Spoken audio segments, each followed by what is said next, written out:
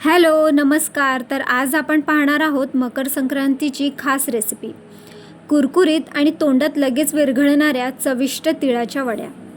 या वड्या बनवायला खूप सोप्या आहेत आणि चवीला तर एकदम मस्त. चला तर मग सुरू करूया. तिळाच्या वड्या बनवण्यासाठी आम्ही इथे 250 ग्राम पांढरे तीळ घेतलेत, म्हणजे हेच कप 3 कप घेतलेले आहेत. जितके आम्ही तीळ घेतलेत त्याच्या अर्धेच आम्ही शेंगदाणे घेतलेत, म्हणजेच 125 ग्राम आणि 1.5 कप. गूळ येथे आम्ही 250 ग्राम घेतलं आहे, म्हणजेच तिळाच्या समान घेतलं आहे. सर्वात आधी कढईमध्ये तीळ हलक्या आचेवर आपल्याला छान भाजून घ्यायचे आहे.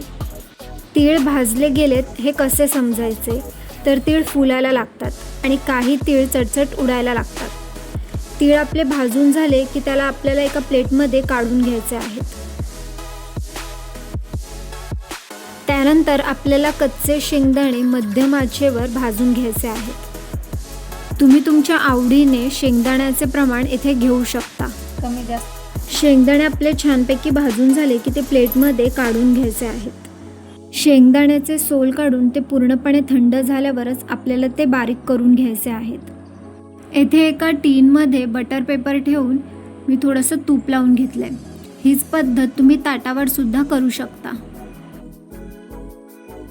एका कढईत मी 2 चमचा तूप घातलं आहे. तूप गरम झालं की त्यात आपल्याला गूळ घालायचा आहे. येथे मी गूळ जितके तीळ घेतले त्यात समान प्रमाणात मी गूळसुद्धा घेतलेला आहे, पण तुम्ही तुमच्या गोडीनुसार गुळाचे प्रमाण कमी जास्त करू शकता. येथे आपल्याला 2 चमचा पाणी घालायचं आहे आणि ते मिक्स करून घ्यायचं आहे. गूळ नीट वितळला नाही किंवा जास्त पाकात गेला तर वड्या कडक होतात. गूळ वितळेपर्यंत आपल्याला सतत ते हलवत राहायचं आहे. गूळ आपल्याला लहान तुकड्यात करायचा आहे किंवा किसून घ्यायचा आहे आणि मग तो वितळवायचा आहे, त्याच्याने तो चांगला वितळतो. गूळ वितळल्यानंतर त्यात आपल्याला तीळ आणि शेंगदाण्याचा कूट घालायचा आहे. आता हे छानपैकी आपल्याला मिक्स करून घ्यायचं आहे.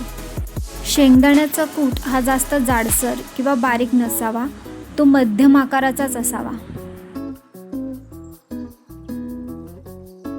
आता मिश्रणात आपल्याला अर्धा चमचा वेलची पूड घालायची आहे आणि मिक्स करून घ्यायचं आहे. मिश्रण तयार झालं की ते गरम असतानाच आपल्याला ते टीनमध्ये काढून घ्यायचं आहे. येथे मी टीनमध्ये मी तुम्हाला अगोदरच दाखवलेलं की मी बटर पेपर घालून त्याला थोडंसं तूप लावून घेतलेलं होतं.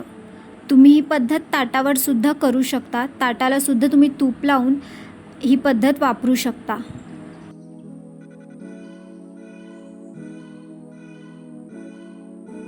मिश्रण थोडं थंड झालं की त्याच्या आपल्याला वड्या पाडून घ्यायच्या आहेत.